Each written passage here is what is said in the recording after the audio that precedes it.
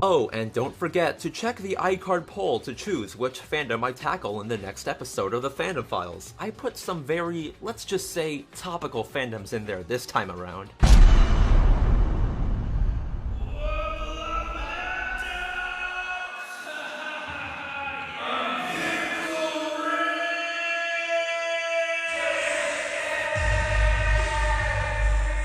Kill myself! The theme of today's video is first impressions and utter ignorance. Hello everyone, this is the RPG Monger and welcome to the Fandom Files. Now I know, I am a bit late to the subject. Hell, I mean while I was making this video, even I Hate Everything made a video on this god-awful fandom. So do forgive me for arriving to this a bit tardy, but wow.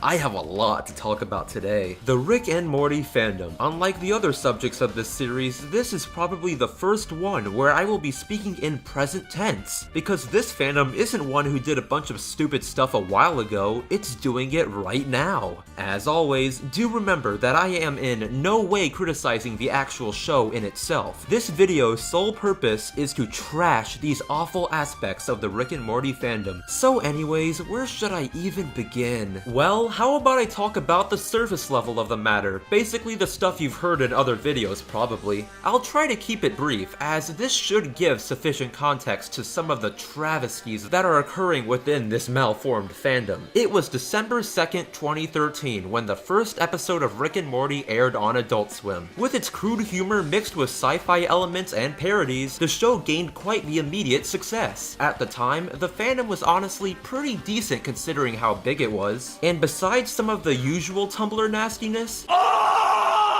it was pretty great. Like, even with its second season, the fandom really wasn't all that volatile, save for a few who made Rick and Morty jokes everywhere they went. But honestly, they were pretty few in numbers. Though, as I'm sure you all know, that was just not meant to be, because with the coming and going of the third season, the ticking time bomb that was this fandom finally ran out of time. That's the thing too, out of all the things to go bad, I honestly didn't think that an Adult Swim show like Rick and Morty could ever join the ranks of the other putrid messes. And another thing that kind of breaks the norm in this series of mine, whereas Tumblr is usually the main hell pit for fandoms, in the case of Rick and Morty, it seems that Reddit is actually the true disaster zone for this fandom. Obsessives, a recurring topic in these videos that seem to ruin every fandom they enter, with Rick and Morty being no exception at all. And to get this out of the way, since you just cannot avoid it when talking about the Rick and Morty fandom, but no, watching Rick and Morty does not make someone smarter than everyone else. Yes, the show has undertones and themes in some episodes that really can be thought-provoking at times, and there's no questioning that. For example, the Rick Lantis mix-up in season 3 is probably my favorite Rick and Morty episode in general, for that reason. But here's the thing, tons of other shows do stuff exactly like this, because believe it or not, Rick and Morty did not invent the undertone. Shocking, right? Hell, this has become so rampant that this whole wall of text has become a well-known copypasta. Though I'll save the rest of the idiotic things these people will say for later. Right now, I want to get right into the heart of the matter, and one of the themes of this video, ignorance. More accurately, ignorant obsessives. People who truly want to display their quote-unquote devotion to Rick and Morty to the whole wide world. And how exactly do they achieve such a daunting feat like that? Well, it's quite simple, really. Harassment. A campaign of harassment at that, with them attacking pretty much every person who speaks even slightly negatively about the show. I'm not even joking when I say that I know people who have actually lost friends due to their friends not liking the fact that they dislike Rick and Morty. I have seen these people actually mount attacks on forum entries or comment sections just to explain how wrong the person who made them was. But that's just the tip of the iceberg, as the idiots took their weird definition of devotion to a whole new level. So with the third season of Rick and Morty, the writing staff changed a bit to include more female writers. Pretty good if you ask me, but these people, God, these people, they actually took to the internet and spouted hate everywhere, claiming that these female writers were solely responsible for the series becoming worse as a whole. Some of these absolute garbage people even doxed a few of them along with this. And instead of just saying this in my words, how about I just let the co-creator of Rick and Morty, Dan Harmon, do the talking. These knobs that want to protect the content they think they own and somehow combine that with their need to be proud of something they have, which is often only their race and gender, it's offensive to me as someone who was born male and white and still works way harder than them that there's some white male fan out there trying to further some creepy agenda by quote-unquote protecting my work. I've made no bones about the fact that I loathe these people. Honestly, I could not have said it better myself. Like, I don't think people realize it, but writing a show is a collaborative effort. Just because on one of the episodes you think is bad, there's a female writer who worked on it, if that episode truly is worse, then it's all of the writer's faults, not just that explicit one. But I mean, let's be real here. I don't think we should ever expect cohesive arguments out of these people. I mean, hell, actually doxing someone because you were a little grumpy over an episode of a show, just saying that out loud sounds plain stupid. There is not a correct way to watch a show. This is something that I see everywhere, but never have I seen it so concentrated like today. Here I am thinking that the crappy mentality of being a casual and things was excluded to things like certain games and whatnot, but actually seeing people use it in terms of watching a show is frankly disheartening. I swear, these people think that just because they read into every scene of this show to understand the references throughout it, it makes them the only ones that truly quote-unquote get the show in the correct way. It's just a TV show, people. You'd think that the way these people treat it, Rick and Morty was the equivalent of every cult movie combined into one TV show. Like, the show is fine and all, but there's legitimately an episode about a sinking alien fart cloud. I mean,